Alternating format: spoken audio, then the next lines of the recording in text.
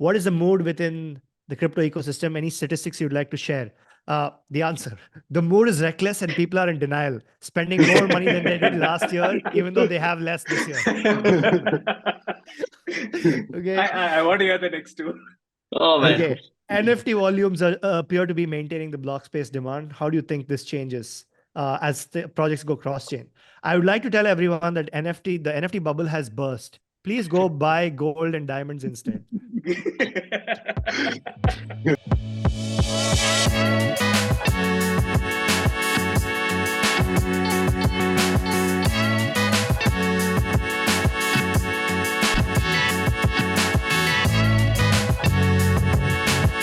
Everything is good.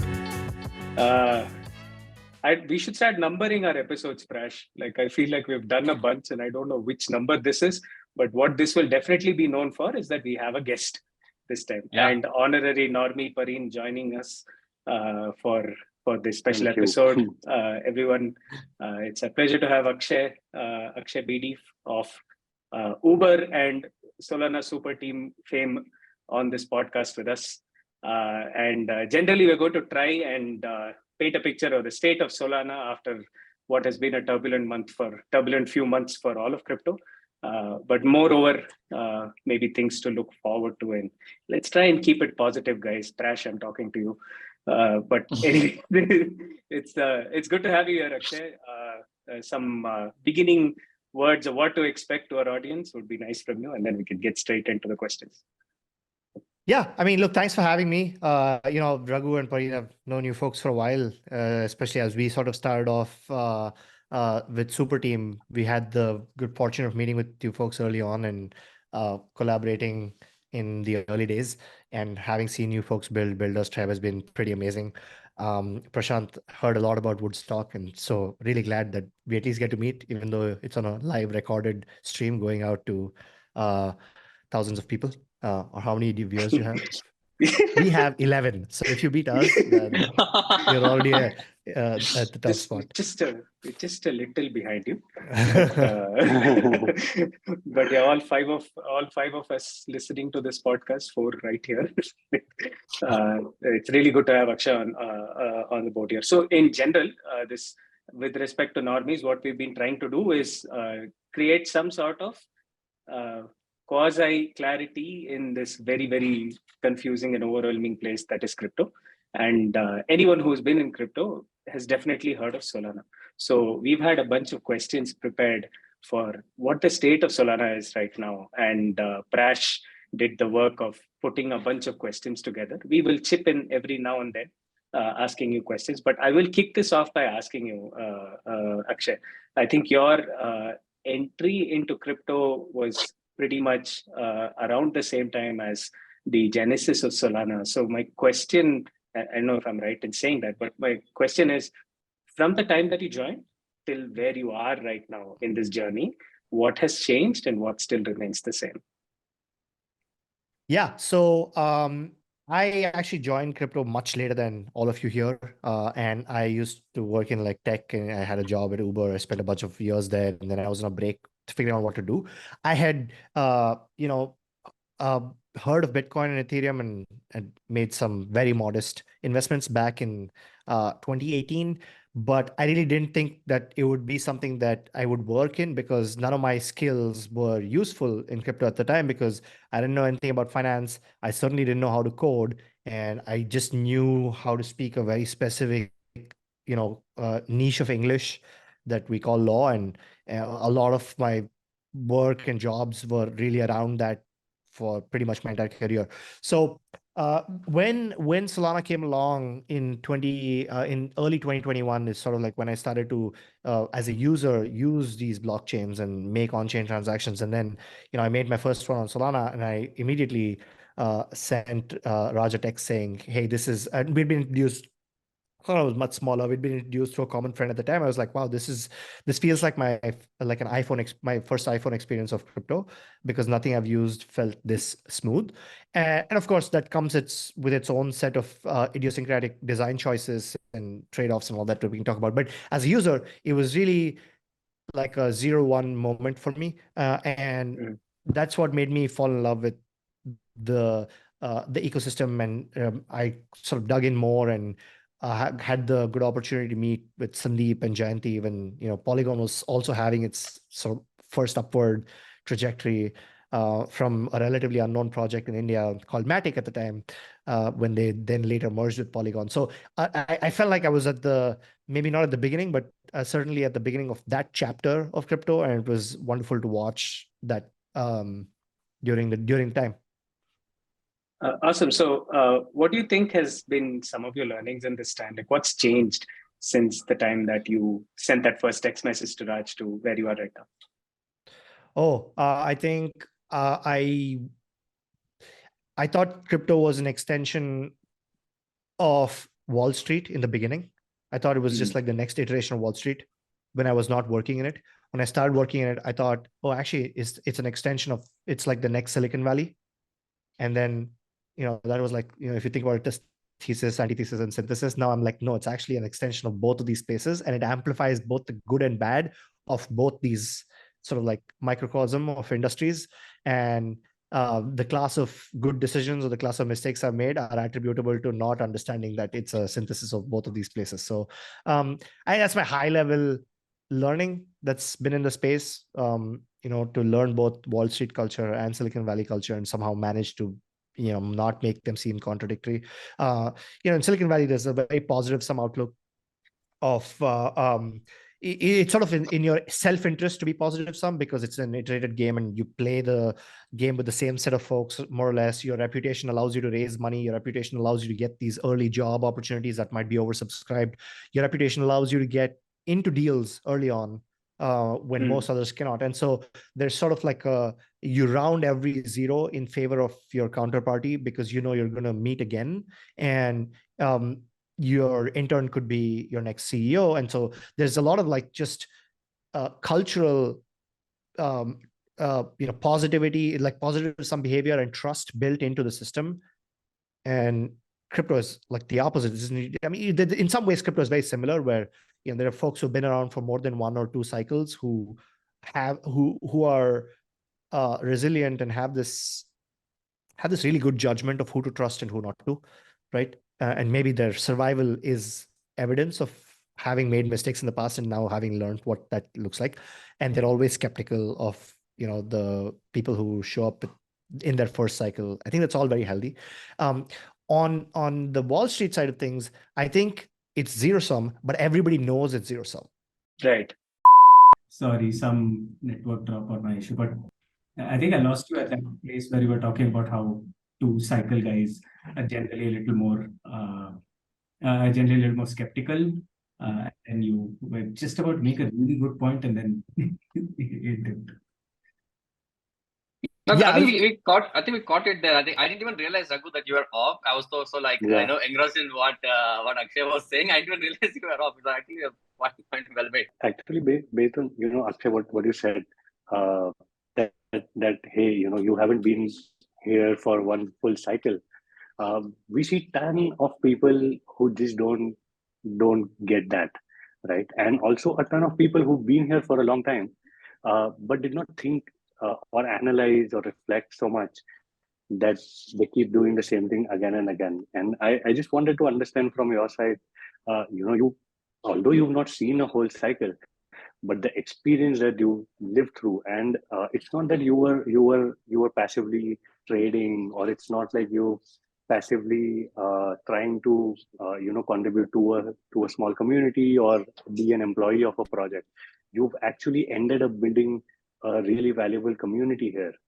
In that sense, that meta experience that you've got managing Solana's entire foundation and their relationships, partnerships out there, that seems to be like a really, really large responsibility, contribution to the community, and achieved in this cycle.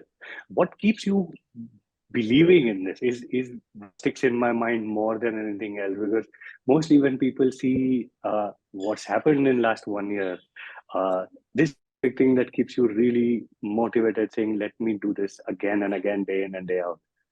Well, motivated to stay in crypto or believe in Solana? stay in crypto, believe in Solana, there's a significant overlap, right? It's not like you are only believing in Solana. Probably that's Yeah. yeah.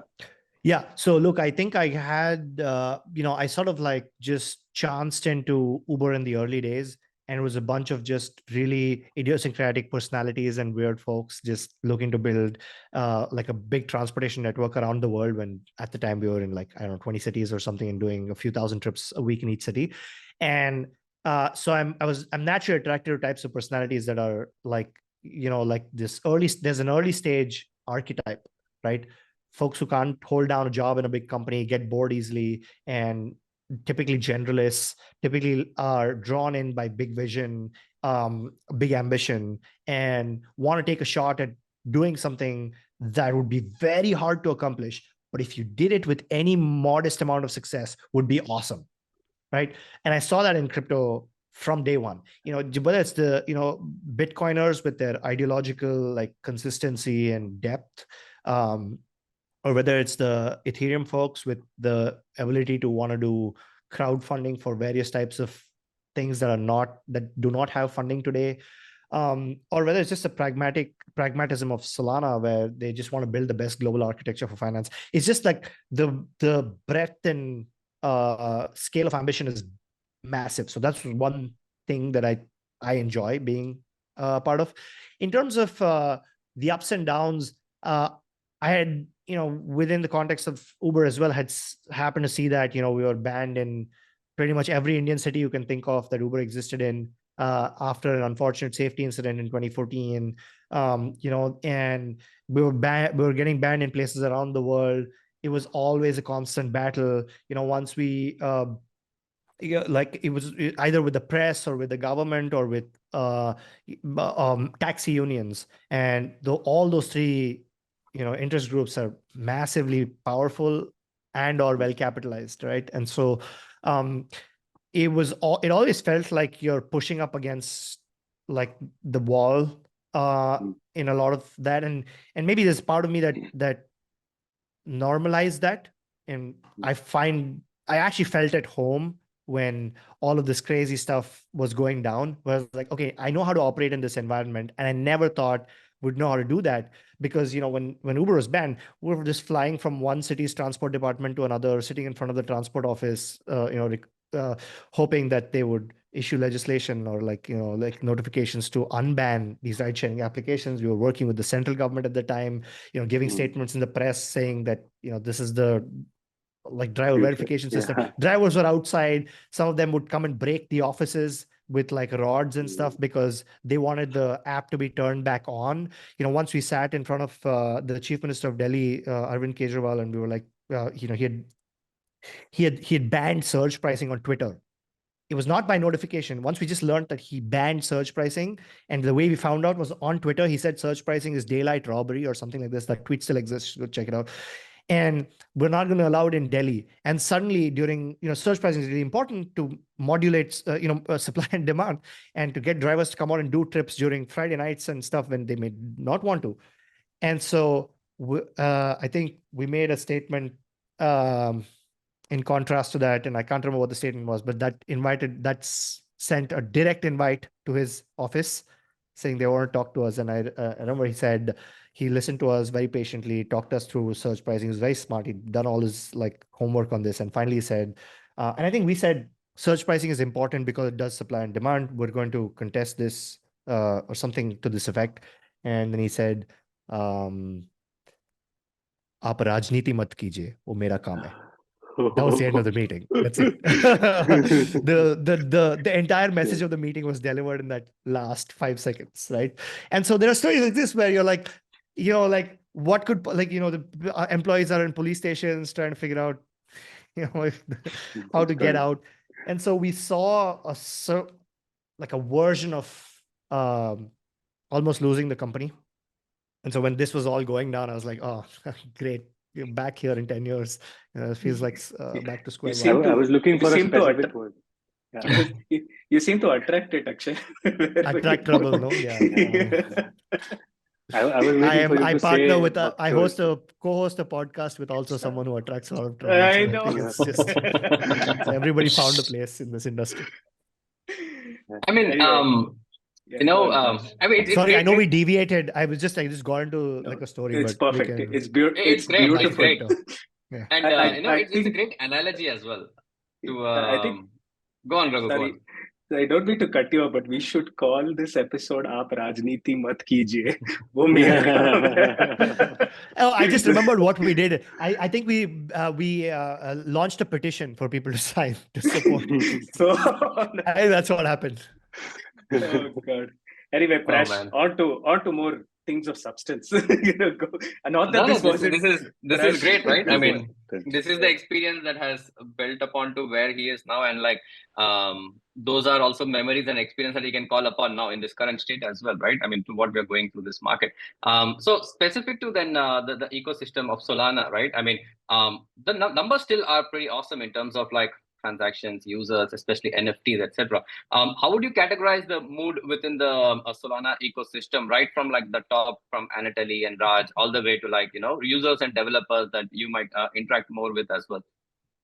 Yeah. So at the outset, I just want to say, even though I repeat it every time, it's just useful that I might say things that I find optimistic about Solana, but that's about Solana, the blockchain, the developer ecosystem, and the user adoption. I have no view on price. I do not recommend buying it. In fact, I think the tokenomics of Solana is pretty garbage. So I don't know why you would indulge in speculating on the token itself.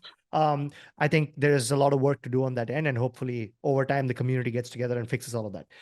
Having said that and that out of the way, why do I think Solana is interesting and resilient through this? First of all, it's been incredibly resilient through all of the events of the last few months. FTX going down, not only one of the largest exchanges going down, supporting the Solana ecosystem at the time, but also, a major backer, right?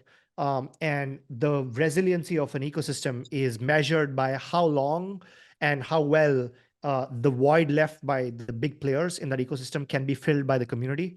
And I think every metric that I'm looking at right now suggests that that void has been meaningfully filled or in the process of being filled by either developers, users, on-chain users who have, or just other investors and ecosystem players, right?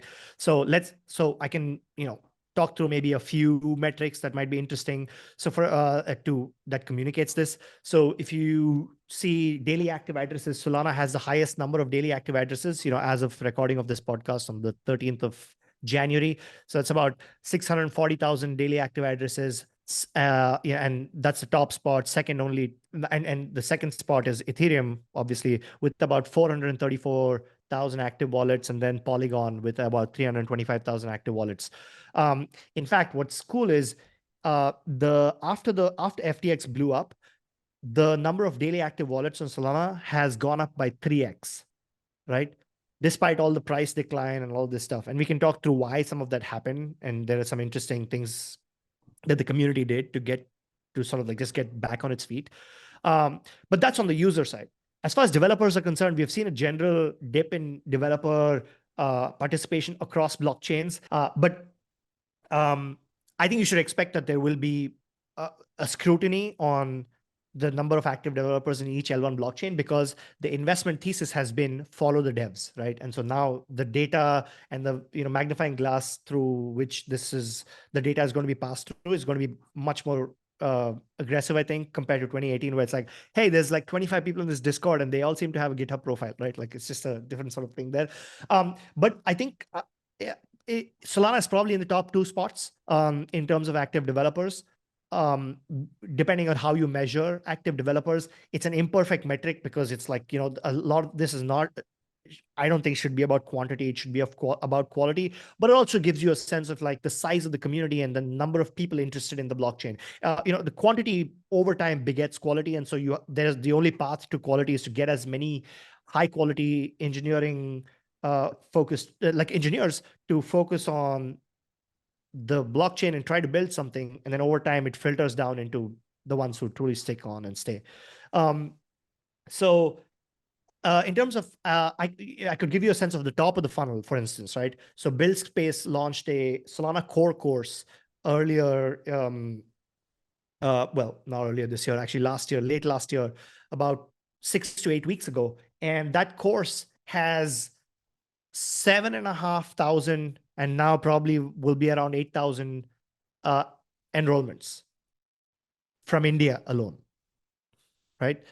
And so that gives you a sense of like the interest in engineering, in the engineering community to participate in the Web3 ecosystem. I'm sure these numbers are reflected even in some of the other chains that do have education initiatives.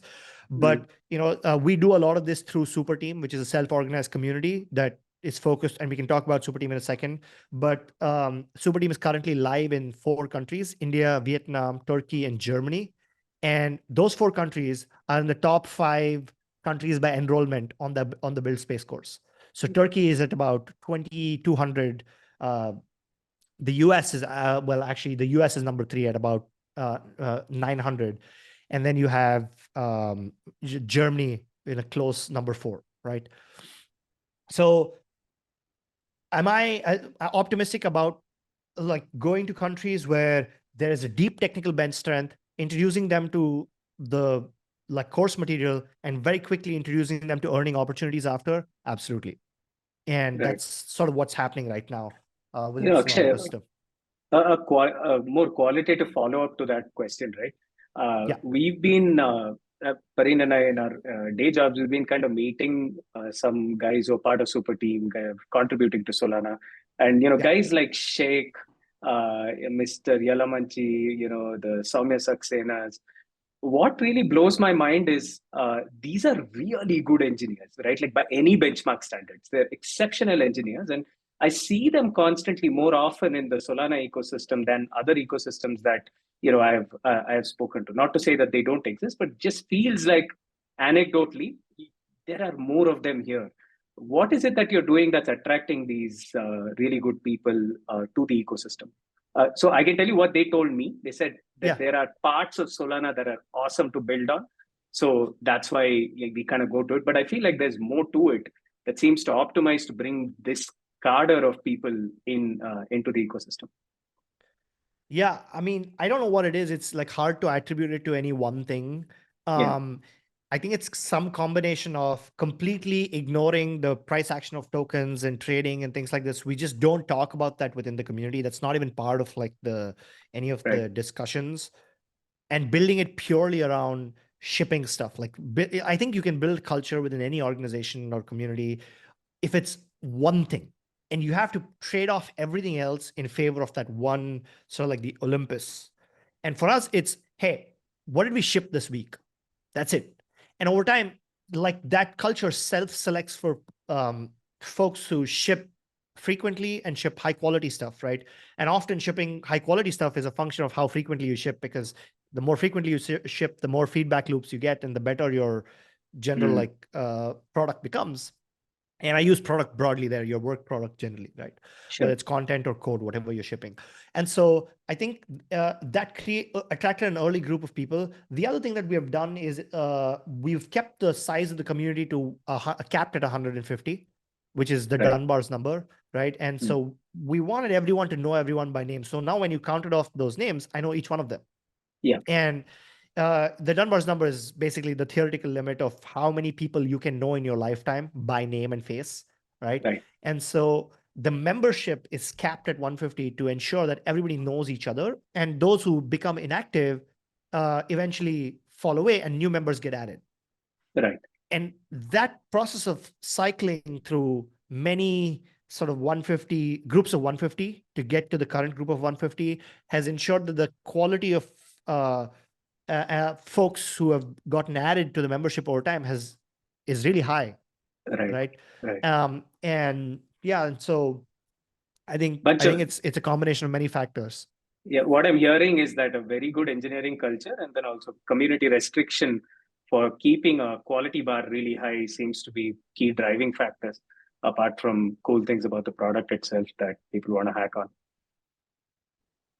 Yeah, and I think all credit to the members, and just Solana is just an interesting technological environment to spend your time in, because there are a lot of like, there's like Jump is building a new validator client that could, in theory, do 1 million transactions a second or whatever. Like, I don't want to speak on behalf of them or for them. They're going to be like, no, do not set expectations.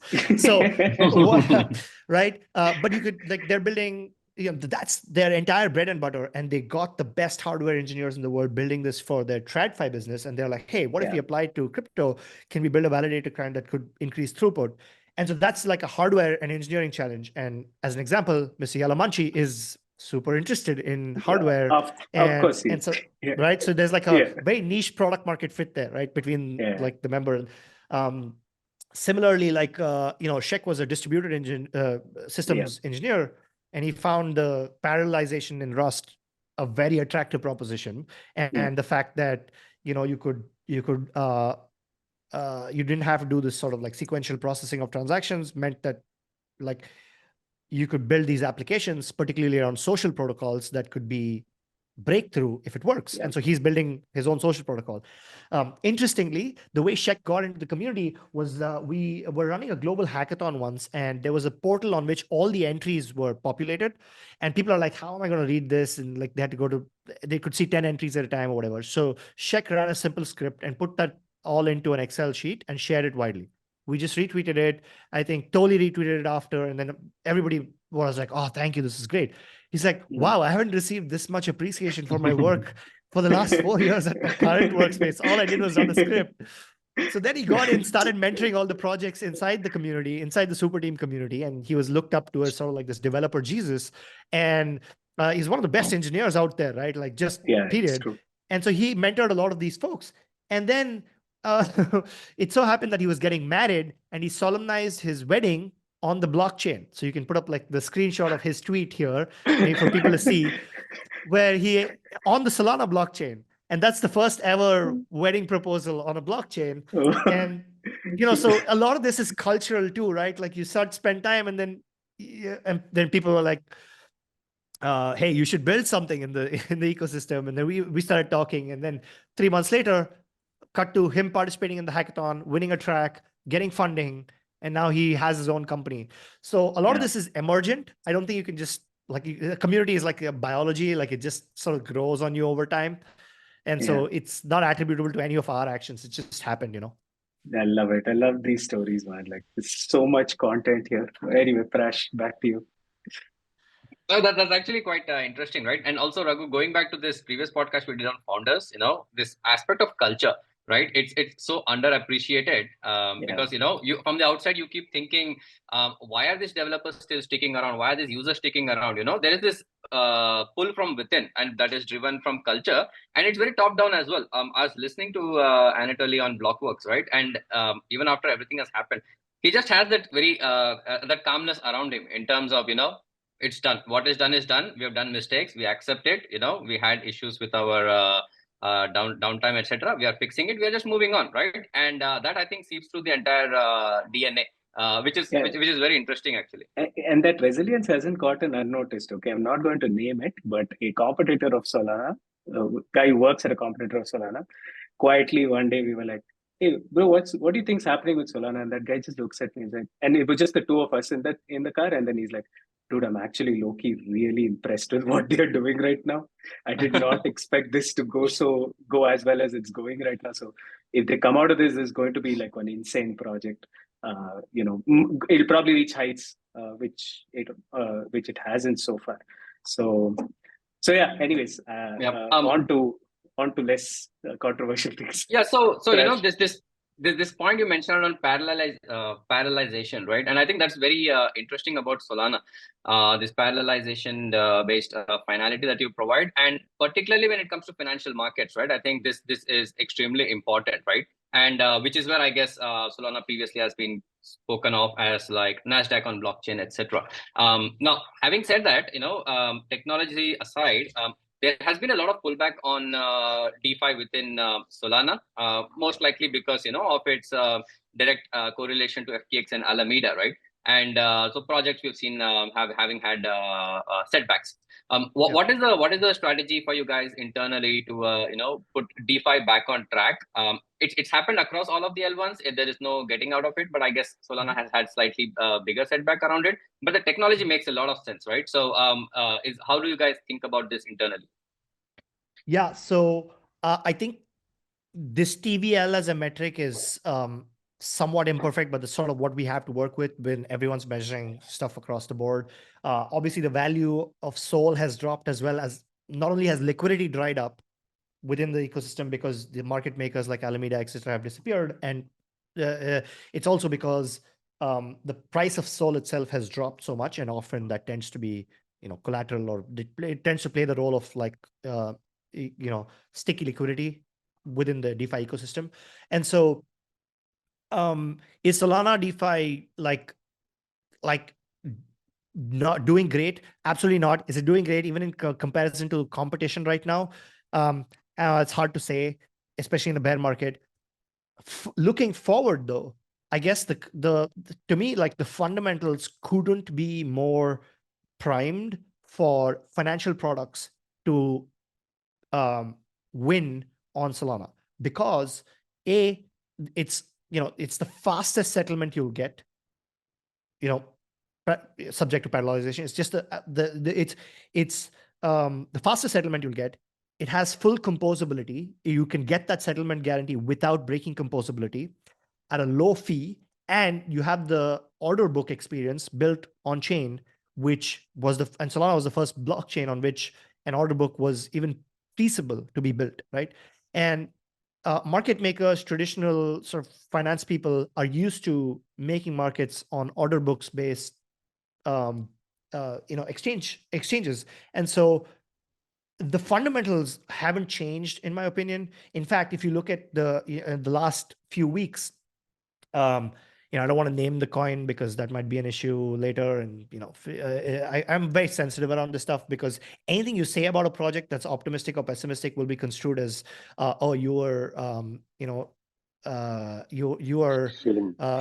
shilling gullible retail to buy it. So there was like a meme coin that got launched by the community a couple of weeks ago, and I don't hold any of it. I've never traded it. I don't, I didn't get the airdrop, whatever. Right? I didn't sign up for the airdrop. So with that out of the way, that sort of like breathed life back into the liquidity. And so you realize that actually liquidity is very fickle, right? It's these on-chain users, at least because most of the on-chain users are crypto native degens and things like this. It's not institutional liquidity that's staying there and hanging out during the bad times, right? These are not market makers who by law are required to make markets, even if your 2008 crash is happening, right? As in traditional exchanges, these are just folks like trading, and some of them are large in size, they're whales, but they're regular individuals trading. And so liquidity is just waiting on the sidelines for an opportunity. And if the opportunity cost is not satisfied, it just stays on the sidelines. And so I think the way to judge the health of a DeFi ecosystem over time will get more sophisticated to be able to quantify how long it takes for an opportunity to be exploited the minute it's on chain. And so as long as that time is de minimis and that sideline capital comes back into the ecosystem to take advantage of that opportunity, that is a healthy ecosystem, right? We don't need liquidity to be at an all-time high all the time. This is a cyclical thing, and that's what one must expect. So what we need on the developer side and the current project side is the uphill battle. The fundamentals are strong. We saw like all the, like whether it's Marinade or whether it's any of these DEXs or in the last 3 weeks have increased volume as a result of this meme coin that the community sort of rallied behind. And that coin was more, I think, a celebration of, it was sort of like the, what is that? The scapegoating, where the community can only truly move on after a horrific incident after they scapegoat like the villain or whatever. And so it was sort of like a coming together of the Solana community to move on from, SBF, and I don't even think we should say his name in an abbreviation. A criminal doesn't deserve that. So Sam Bankman-Fried and FTX. So that was, and for whatever reason, the community rallied behind that, and that generated a lot of liquidity for the DeFi protocols, which shows you that there's resiliency. The minute an opportunity is created on chain, liquidity flows right back in. So, yeah, and I remain optimistic that in the next wave, the focus for us is to get as many developers into the DeFi ecosystem as possible who have a quantitative bent already. Now, of course, like you'll notice within the Solana ecosystem, there are a lot of like hardware nerds because of the validator, because the edge of innovation on the validator side of things. Kevin Bowers, who's an engineer at Jump, who's building this new Fire Dancer. It's called Fire Dancer, the new validator client, attracts a lot of those folks, and they want to work with him and things like this. Richard Patel is the other engineer who attracts. So you sort of have these engineers that other engineers look up to, like the developer's developer, right? And so they attract certain types of folks. You have these quant folks, right? Folks like Armani, who's now building Backpack, attracted a whole bunch of people who are early contributors to Serum, right? And then you have like the NFT degens and that side of things. So what we want to do is bring developers the opportunity to build a new Wall Street on chain. I think that's a pretty reasonable ambition. It's possible. We've seen that it's possible, and I think there will be ambitious people in India, especially engineers, who can stay in India, engineers in Turkey who can stay in Turkey or Vietnam, Germany, can stay back in their home country and build products that the financial internet will use. And we don't have sophistication around the messaging and marketing outreach to bring them in. I think the focus for the next 1 year is to do that in a much more focused way, to bring those engineers who didn't even know that this opportunity exists, that you can build an options protocol on chain from Bangalore and launch it and suddenly do billions of dollars in volume. And Instadapp founders are like the perfect example. I don't know if you've interviewed them. When we were interviewing them, they were telling us about how like they were showing their parents like the TV, like like people depositing money into Instadapp, and they were converting billions of dollars into crores, and like their mother thought it was a joke or something and didn't believe it. But that's an example of someone who built a Wall Street grade product and launched it into the financial internet. Yeah, man. Those guys are those guys are really aspirational story to doing this. Pareen, you wanted to jump in. I'm just checking in on you before we move on to the NFT bit. Yep. No, my question still revolves around Bakchoj. I think most interesting thing that just keeps getting stuck in my mind all the time is the fact that this community that you said, you explained the mechanics of it, but there is a lot that's required apart from mechanics. Any community that just says, okay, let's put 150 and let's kick people out and that's under the hood stuff, right? There is a lot going on that vision is shared by the community. There are common values that are defined for super team, right? And there is a high overlap with Solana because the ethos is similar and the vibe is similar. I think what I would really like to understand is how do you go about defining this vibe or creating this vibe? You said that it happens, it builds around you, but there is something, and I'm sure this is not the first community that you built, right? So you know how to do this. You've done this before. Tanmay has definitely done this so many times. So when you are running super team, there is definitely more going on there, and all of these bakchods don't get attracted. I really don't think they just get attracted without doing anything. You are attracting them and getting them in a room in some way, right? That's incredible in my mind. Yeah, just for the purpose of for audiences that may not know what this bakchod thing is about, Akshay, do the honors. But before you do, was it you or Tanmay who came up with the word?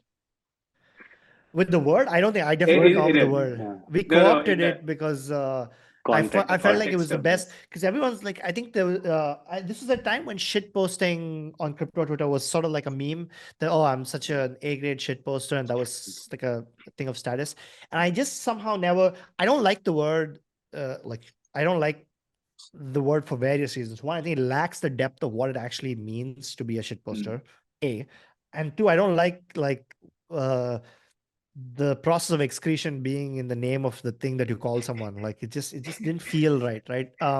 So for me, it was like, okay, what is the thing that's being communicated?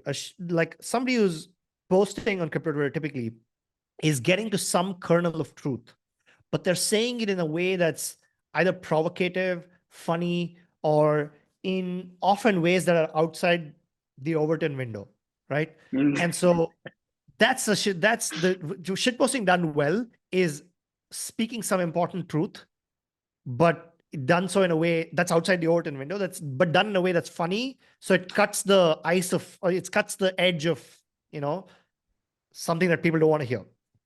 So to me, that's what Bakchodi is, right? That's the Bakchod, right? And Tanmay in his previous company had that in the name of their company, and it's sort of like, it was did all these videos that I didn't even. yeah. It didn't So it even was a occur happy to me that it. coincidence. Yeah, exactly. Right? So he's the original grandfather, the grandfather of Bakchods. And so for me, it was so clear, like that was the right word. It had a rich history. It had like a softer, so it's softer on your tongue and other people's ears. Yeah. And so anyway, so that's what I mean, happened. So that's what a Bakchod. This is an analogy that's the only good way to explain to someone who's been saying, hey, I want to get into Web3. It looks like everything's going great, and especially during bull run, right? And it's hard to understand whether someone will really stick around during the hard times or not. And the easy way of explaining this to someone, actually for the last 1 year, I've been telling this to people that say, hey, if you are a Bakchod, you will survive and you will be here and you will enjoy, actually really meet other people. But yeah, if you're not, then this is going to be a very hard ride for you if you're expecting everything to be laid out for you. So that's fascinating for me somehow. I don't know. Yeah. No, it is. Yeah. It is. Yep. So sorry, with the word, so the actual question was, how Yes. did we do what? Sorry. So apart from the mechanics, what's the magic that's going on behind Oh what is the man, vision that binds that's these the people secret together? sauce. Oh, I think it's optimizing for depth over width. So everything. So we have an internal rule called members over numbers. Okay. And what that means is we care about member number 34. Like, what is their name? What do they do? We do, like, the goal isn't to just get to like 10,000 people Discord and have chaos. So you cannot find the Super Team Discord link anywhere. Right. Yeah. Yet there are 5,000 people on it. yeah. Which means that the only way that people found that is through other people who were on it. Yeah. And there were 100 people on it in the beginning. So Mm. it's going to, right? So, and so we want people to find us. We don't want to seek out people. Now, we do a bunch of podcasts and stuff for fun. Mostly that's because Tanmay's media background, and we enjoy the banter, and we like to call on guests, and it's an excuse for us to get to talk to people like Vinod Khosla and stuff. Like we would never get a chance to do that. So the podcast is an opportunity to do that. But outside of that, we're focused really on depth versus reach, right? Or width. And so every ritual, everything, every hour of the day that is spent on engaging with that audience is spent to increase the depth of the relationship, because they've already been sorted for competence, right? The only way to get in is to win a bounty that's either a writing bounty, that's a research bounty, or a technical bounty, or a design or marketing bounty, right? Roughly, these are like the ways to get in. So you should be exceptional at writing code or content, right? And so you can't buy, there's no NFT you can mint to buy to get a membership or whatever, right? So people are already coming, and it takes a certain kind of individual to put in the work to just for the joy of learning, because you don't know if you're going to win the bounty, right? There's like 30 people who participate, and you're awarding the top spot and membership into the community along with a cash prize that the sponsors, whatever that project does, right?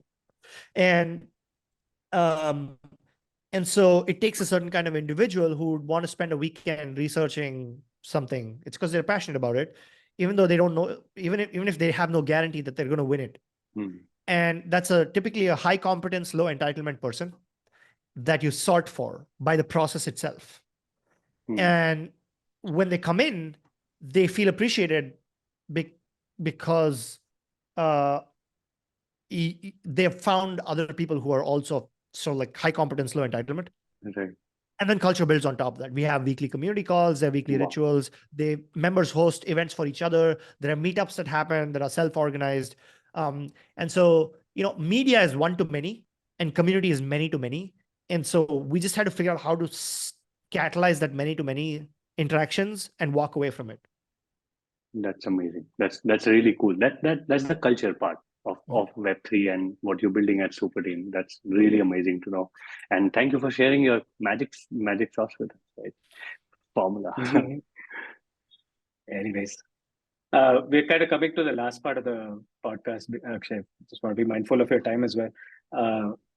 Prashant had a slightly contentious thing. Like we see so many, Let's do it. So many arguments and fights on Twitter about this recent thing that has happened of NFT projects kind of bridging to other chains right now. Prash had a very intelligent sounding question there, so I'm going to let him ask that. Go for it. No, I mean, I think maybe we can take it as a two-part, right? Now, we discussed Solana being bringing Wall Street on chain, right? And clearly that's a great focus. But at the same time, you have also developed this organic growth on NFT side. Plus, also there are like some very interesting gaming based projects as well, even AAA games that are getting built, right? So how does the strategy go between DeFi and these other things? And secondly, when it comes to specifically NFT, right? And that has kept the demand for block space going high in the last few months when DeFi has been low. But we've also seen certain projects that have been either gone cross chain or they have been pulled by other teams, etc. Right? So how does that also have a reflect on this overall thesis of yours? Yeah.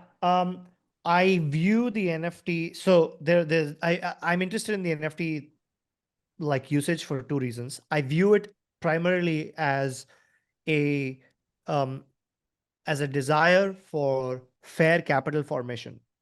And a lot of the DeFi ecosystem had very predatory tokenomics, very predatory venture investors sort of like hedge funds LARPing as VCs, taking advantage of like these projects where they would do these things where they would launch at a very high, fully diluted valuation with a very low float to get the price up.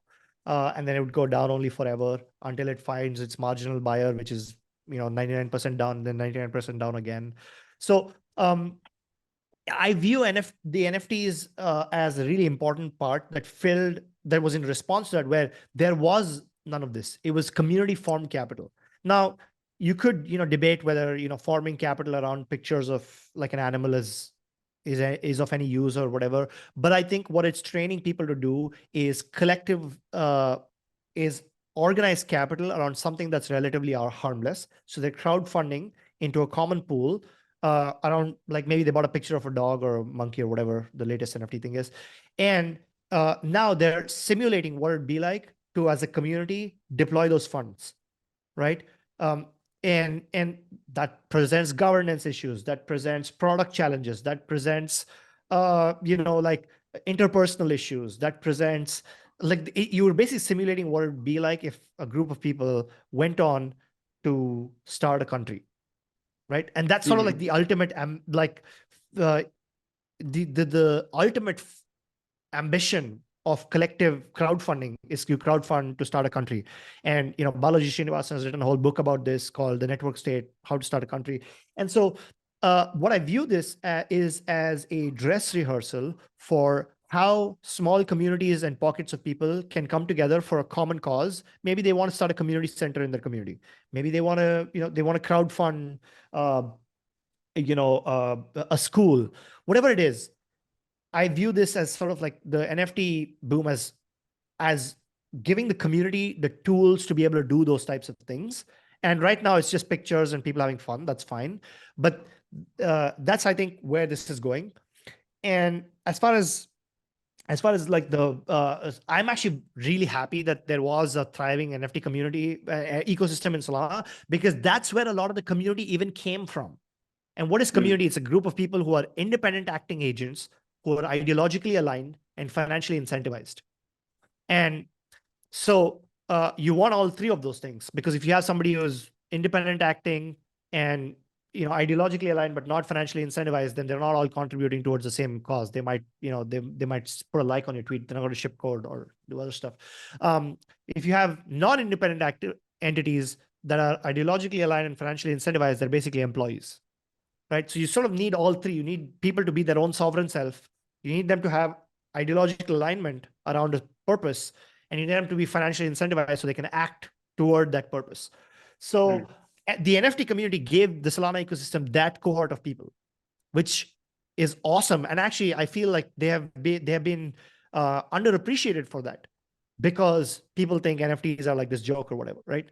And I think a lot of the support and a lot of the resurgence of on-chain users and liquidity that came from this meme token actually was born out of that NFT ethos and community, right? Now you asked me a question about like people leaving chains to go to other places, etc. Bridging, not leaving exactly, but yeah, whatever the corporate PR press release said, I don't know what it said, but like I think that's very healthy. Look, I have a view on this, which is I think the network is the most powerful entity, and all of us are participants in the network.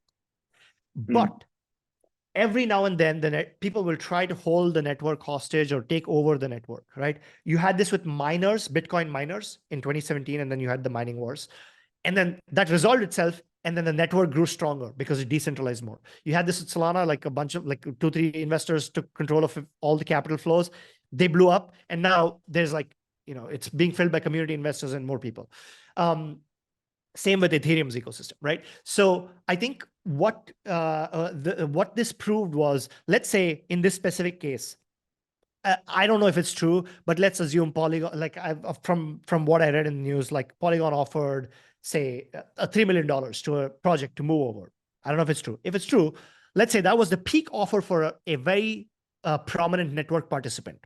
Okay, and then you have in response, what happened was the community wanted to show that it's resilient, it's not dependent on one project, so they launched some other NFT project, and this time, in this case, actually was a meme token or whatever, and that reached a peak market cap of $450 million. Everyone's voting with their money, right? Ultimately, everyone's voting, and so you have to measure this in that. So now, what's the comparison? Which it means, like the most prominent network participant, right, was offered $3 million at their peak to defect. In contrast, the best known community project sprung up $450 million at its peak, showing you that the network is at least 150 times more powerful than any individual network participant. Right. Over time, people will realize that the network is actually much more powerful, and it'll look like one of those BTC altcoin charts, which goes down only, where if you chart network divided by the influence of a network participant, it just goes down only forever. And because people realize that actually the resiliency of the network is much higher by several orders of magnitude than anybody expected, and the killing off of one or two main characters does not mean the network is dead. It just means that our human attention is focused on those individuals, but that doesn't translate to those individuals building resiliency for the network, if it's a true network, right? Yep. So I view this as a very good, like, it's always good when people do what's in their best financial interest, because then you're like, okay, that's predictable behavior. That is, it's got now this vibes and wag me like propaganda. I think people should continue to do what's in their best interest. This project, Polygons, the Solana ecosystem players, I think should continue to do what's in their best interest, and we'll see where the pieces fall. And at the end of the day, we're going to stick around and help build organic communities that come together to achieve various purposes. Super Team itself does not have a token, will probably never have one. It's not on the roadmap. The likely answer is never. We just have membership NFTs that are airdropped to people who win bounties. But we can foresee another world where other communities over time start to charge for the services that they offer, etc. And so I hope to see NFT communities evolve into sort of like SaaS like businesses. It's like, the community that you lost because you don't go to church anymore. You get a little bit of that in your Discord channel. And the community that you gain in Gymkhana Club or in your local golf course where people do business, you get in your Discord channel. I really want to start using something other than Discord. So if someone's building something, please, find me on Twitter. But yeah, that's sort of like my hope that we could recreate digitally a lot of what we lost physically. Pareen, No, I think that's a great take. Pareen almost broke our no pitching policy on this podcast. It's like he almost said it, and then he's like, I'd probably reach out to him later. Yeah, if anyone's building Discord, please take some money.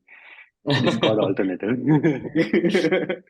Oh my Man, God. yeah, I struggle with Discord personally as well. No, that's a great take, right? And it also shows like how you guys are thinking about the bigger picture in this overall scheme of things, and not specific to one or two projects. And I guess if the world is going to be multi-chain, then couple of more chains coming up and doing things in their best financial interest is for the greater positive good as well, right?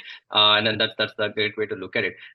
Slight deviation. Yeah, I know we are running out of time. I just want to squeeze in like one specific area of interest, which I think is again very specific to Solana, right? And this is, I would combine this as hardware plus this entire decentralized physical infrastructure network, where Helium, Hive Mapper, Pollen come in.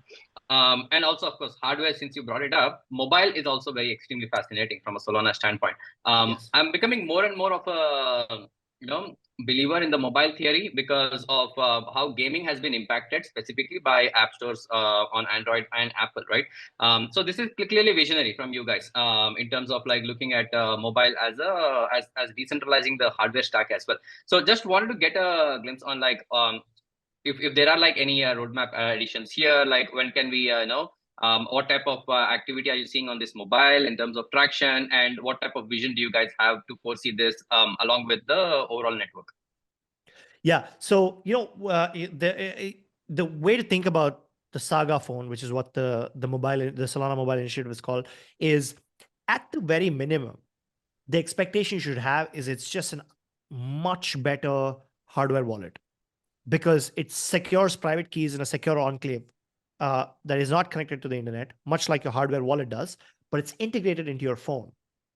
And so you're able to sign transactions from your cold storage to your hot wallet on the same device at the push of a button while keeping your private keys safe, right? So today you use Ledger, and so if you have to make a transaction of a large sum, if you self-custody, you have to find a separate device, connect that, and then make the transaction. Over time, you can just do it on your mobile phone, right? So that's sort of like the minimum expectation that you must have, which is already a 10x improvement or status quo, in my opinion, which is why I'm personally very excited about the mobile thing. Okay.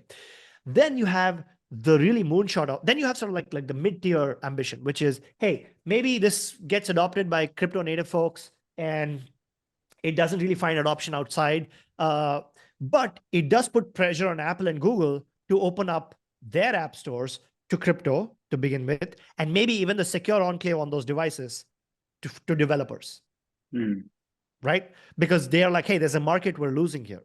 Now, the thing that people often miss is that focus, the most crypto projects that have won by not by bringing in the next billion people, which is the meme. It's by actually focusing on crypto native people, right? Like Ledger is like, what is it? I think it's valued at $1.5 billion. I was trying to look that up. Ledger's basically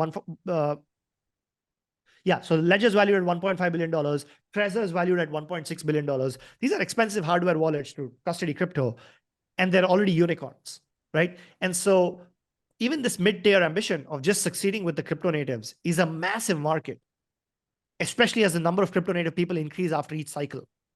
So that's sort of like the mid-tier ambition, where it's like, hey, you get it into the hands of every crypto native person.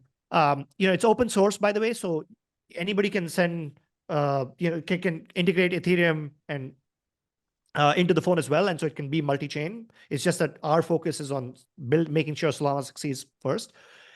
And then the ultimate moonshot is this just starts to replace. It just becomes as good of it's an Android phone. It's a high quality phone. It's at the top end. It just starts to replace the top end Android phones because you can do everything you can do on Android on your phone. But guess what? You can also have access to crypto native applications that is not available anywhere else.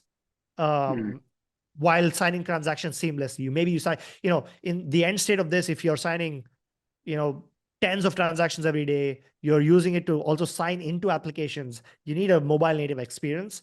And I think being reliant only on software to do that has been insufficient so far, because every time something that achieves some amount of escape velocity, like NFT trading as an example, the app stores step in to either extract rent or just outright ban it.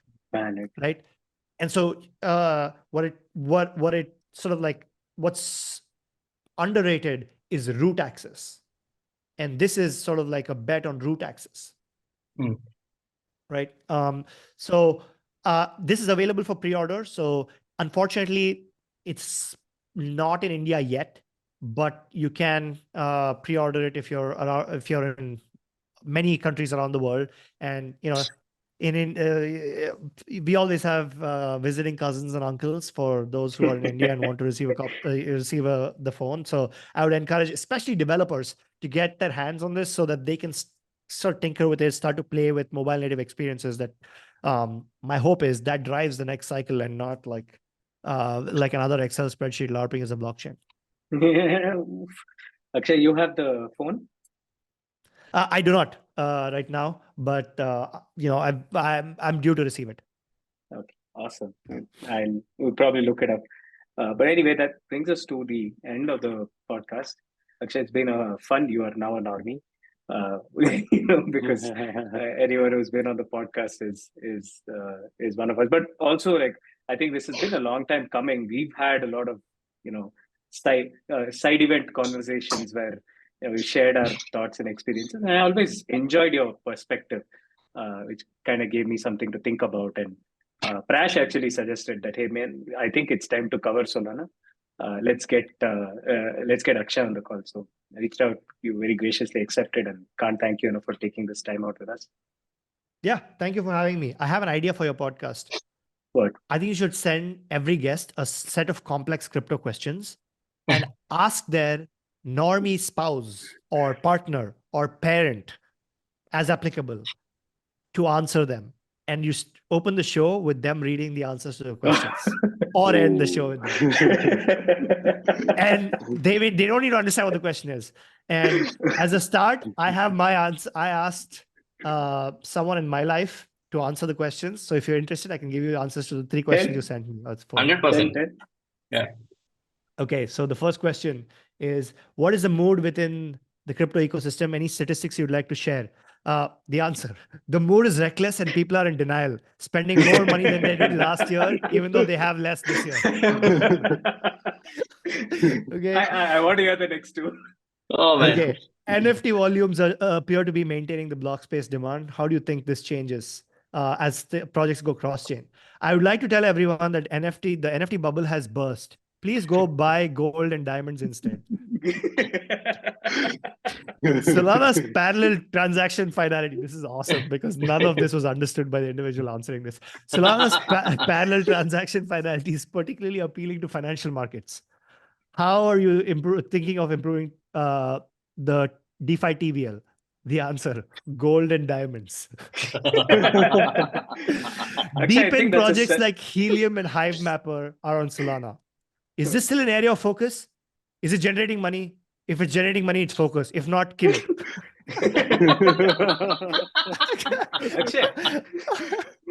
I've got one last one for you. This is hilarious. What is the roadmap for 2023 and beyond? What specific plans for India?